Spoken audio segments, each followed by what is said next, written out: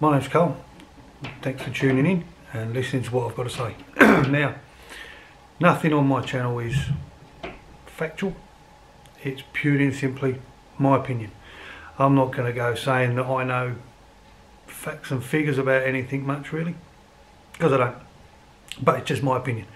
And we'll look at the news, we'll look at what's going on in the news and look at what's going on in the world today.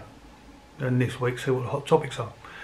Now, in the UK at the moment, it's where we're based at the moment, we've obviously had Brexit, where the journalists have been talking about Brexit, and what that proved was the journalists are out of touch with the British public.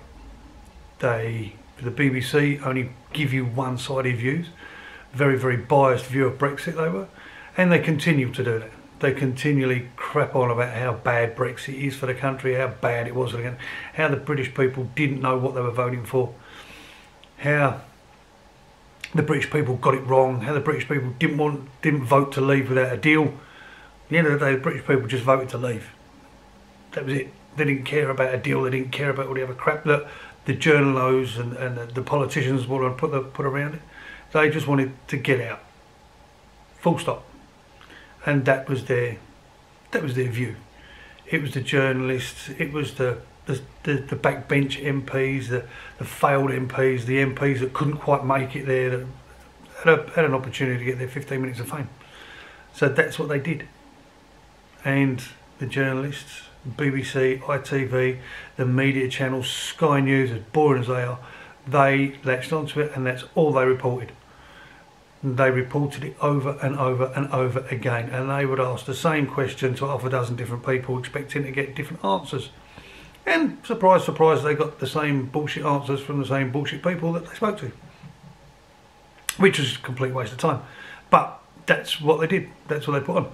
Hence the rise of YouTube, hence the rise of a lot of other media channels, because people got fed up with the mainstream media. It was shit, it was complete crap. And then the last 18 months, everything has been about COVID. Everybody's been talking about COVID. The media has dragged on and drivelled on about the same shit, the same bullcrap. They've criticised the government left, right and centre. Every government in the world has been criticised for their handling of COVID. You look at New Zealand, the way they've handled it has been fantastic. In New Zealand, you can go to the pub, you can have a life, you can go to festivals, you can go to concerts, you have a life there. Australia's the same, you can go out, you can have a life. Victoria, Daniel Andrews, got slaughtered for the way he's handled it. Now they're talking about criminal charges for him. For God's sake, people, you've got a life now. You can go and play golf, you can go to the restaurant, you can go out, you can walk down the road without wearing a mask. You can see people's faces, and that means a lot. You know whether somebody's grumpy or happy with you. If they're smiling at you, they're happy. If they're not smiling at you, you're running the risk of getting a smack in the ear roll. You know, but in the UK, we're getting there slowly. Yes, we've got the vaccinations going on. Yes, everybody's going through having a vaccination, and we're world leaders in it, apparently. Whether that's true or not, I don't know. But we're world leaders. We're having the injections. Hopefully I should get mine within the next month. Perhaps my head will blow up, I don't know. But if there's any side effects, I have no clue. Tune in, you'll be able to watch it. We'll get that done. And then the golf courses will open and I can go and play golf again. We can start living in this country. I can take my wife out for a nice dinner. KFC will be alright. We can do that. We can actually go out, we can start living life again like the rest of the world. Because of this fucking COVID that's screwed everything up. But the main topic at the moment, if you look in the media, the main topic is Meghan and Harry. That is the main thing. And the other thing that's hit the headlines in the last day or so is Piers Morgan. Is it Piers Morgan or Piers Morgan? Yeah, you make your mind up on that one. Piers Morgan's decided to, he did his usual mouthing off on Breakfast TV, and because ITV Breakfast, the producers and the managers there didn't manage him properly, he just could run riot. He could say what the bloody hell he pleased. He didn't care whether he pissed everybody off. Upset the government to a point where the government refused to go on there for a while. And I can't blame him either.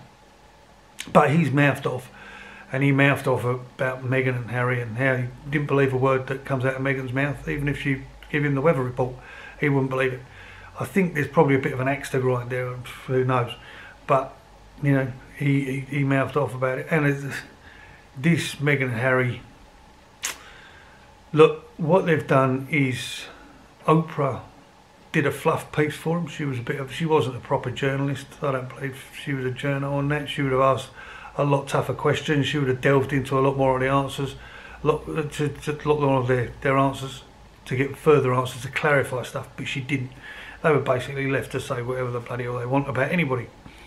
And Harry, what can you say about Harry? Well, he threw Granny to the wolves, basically. He dumped on his family from a massive height with a lot of shit. And when you think Granny, this lovely 90-odd-year-old, not was it 96-year-old old lady, who has been nothing but kind and caring to everybody she meets around the world, head of the Commonwealth, granddad's in hospital. So do you think about your gran and granddad? Would you throw your granny under the bus while she's worried about her husband, who's been with her for the last 300 years, who's in hospital? The poor old buggers. He threw Granny under the bus and then dumped on his family, dumped on his brother, dumped on the person they say is his dad. Whether that's true or not, I don't know. Yeah. James Hewitt, we'll drop that name in there and you can go figure that one out, but that's what, you know, years ago was reported in the press. And when you look at the likeness of Harry and James Hewitt, yeah, I'm not saying he is or he isn't, but I'm just saying if he looks like a duck. And look, good on them. You know, they wanted to put their side of the story. I think the timing was shit.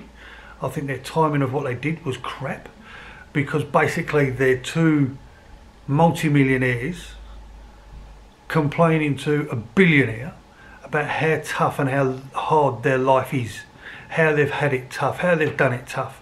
Sorry, look around the world. Globally, 2 or 3 million people have died of this bloody COVID shit. Millions more have been affected because of COVID, because they can't now, they've lost their jobs, they can't put food on the table, they're losing their house, they're losing their business. A lot more people have suffered, but they're complaining because they've had to move to another multi-million dollar mansion somewhere in the world and fly around, whilst they're flying around the world in their private aircraft with their collection of cars. I mean, please, as one Australian journalist said, another bloody whinging royal. It's true, it's true, whinging royal. And Piers Morgan, he's lost his job because of it, because he mouthed off. Whether that's rightly or wrongly for him to lose his job, I think he should have lost his job a long time ago. Very lazy journo. Didn't do the right thing by people. He just thought the main thing to do is mouth off and attack everybody. If I attack, it'll be fine. Yeah, he drove the government away. He was just an arsehole. Lost his job. Lost his job. Now there's rumours that Meghan did register her complaint over it with ITV. Perhaps that's what led to it, I don't know. Because I know they've had thousands of complaints about Piers Morgan in the past. So whether that's the point now or not, I don't know. But hey, it is what it is. He's gone. Time will tell what happens with Meghan and Harry, whether they stay the course. When you look back through history of the royal family and their marriages, there's not a big success rate. And whether this will turn to shit and Harry will come home with his tail between his legs, only time will tell. But that is a popular consensus. That is what a lot of people are now saying.